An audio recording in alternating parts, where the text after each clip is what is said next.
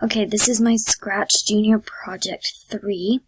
I'm using the Scratch Junior BootUp Project 5, I believe, which is under the C1, but the main focus of it is, again, using the forever repeating blocks and to start on the green flag.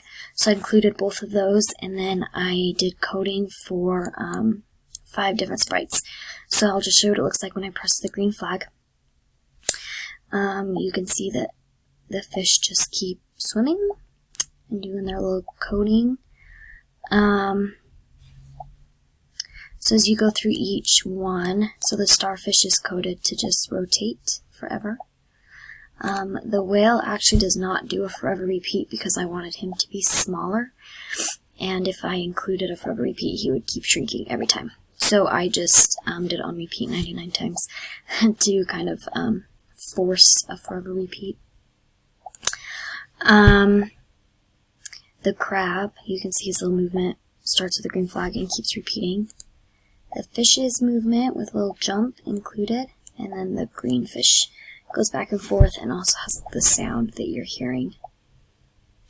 And that's my project.